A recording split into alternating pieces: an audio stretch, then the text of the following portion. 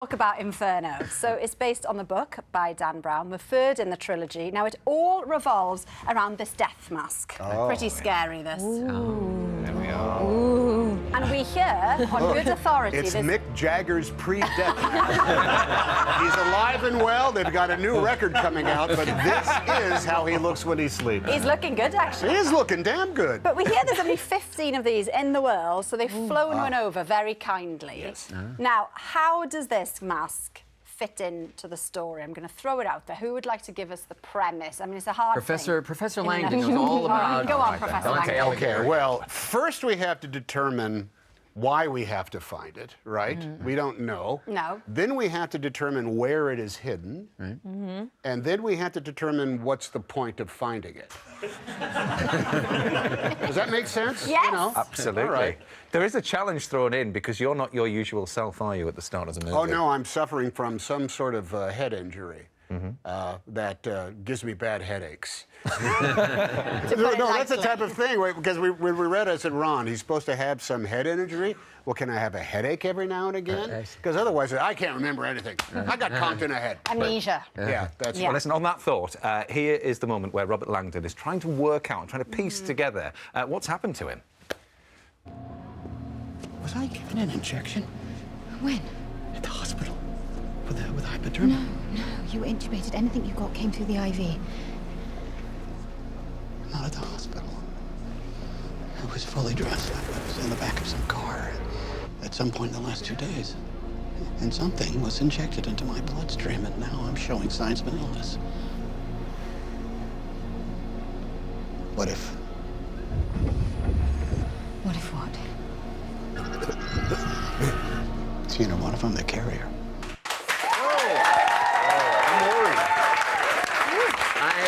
I'm a little worried about you, my friend. I want to thank the crowd for that cued mercy applause. I think that is hats off to your part-time staff here that made that happen. That's great. And we saw you, Felicity, in that clip, and it's very much, isn't it, a two-hander between the pair of you. It's the first time, though, that we've seen your character, Dr. Sienna. So just give us an idea how she comes into the story. Well, the first time that Langdon and Sienna meet is in an ER ward. Langdon's been brought in, and very quickly they actually bond immediately. There's a real sort of sense that they're both outsiders. They both feel like they were probably the child at school who wasn't in the cool gang, who was a bit of a geek and a nerd. And so we find out in that first scene that there's a real kind of intellectual and soulful affinity between them.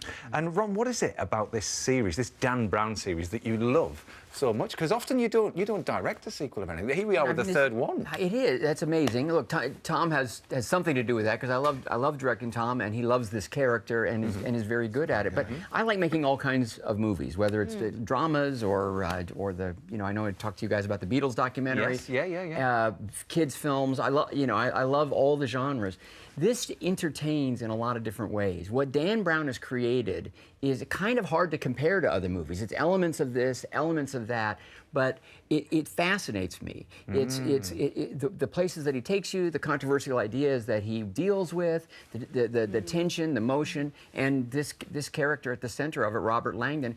It's interesting. By the way, they are a blast to make. You go to these places, they're fun. That clip was in the Hall of 500 in the Palazzo Vecchio, and we were looking at masterpieces. Well, this is it. That's what we loved watching it, was seeing all these fantastic locations, because you were in Florence, you were in Istanbul, all over the place.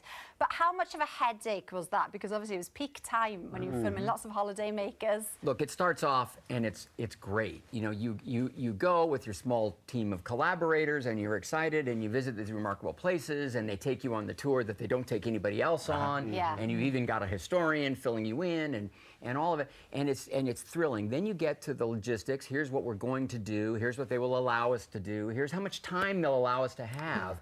And by the time we're shooting, like a scene that would normally take a day, we've got like 90 minutes. And then it's up to these guys and the crew to get in there, create these complicated scenes, and make them happen. But transporting the audience is fun. Look, and that's what these are. Look, these are audience movies. They're meant to entertain. That's, you know, Dan Brown writes page turners.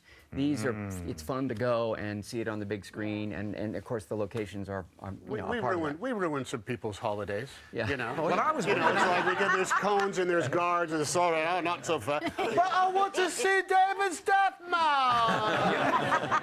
we don't let them we have see control of that. We loop out all the curses. Yeah. You know, you know, We're not there angry. for long. We just say, hold on, folks, we'll be out of here, and then you can have access. Yeah, but to see all of that wonderful stuff as well, Felicity, I mean, even between takes, you must have just been mesmerised by where you were. Absolutely. I mean, there were times when they would sort of be, you know, where have the cast gone? The cast would have disappeared and then would be off in some room of the museum looking at an amazing painting. It was a really, really, really cool experience. We're wonderful dinner party guests after these movies because we know so many things. Yeah. We know about golden doors with codes in them, and we know about secret passageways and why Dante's death mask was where it was done. And Well, I tell you what, we know a good pub quiz. We'll take you through after the show. Yeah. Oh, it'll be excellent. And you can see Inferno for yourself. It's released this Friday. Yeah. Oh, and on IMAX and like 40 screens, I'm told, and the IMAX version is really cool. So no glasses required. No, Let's no put that out there. Now, I'm really sorry to break it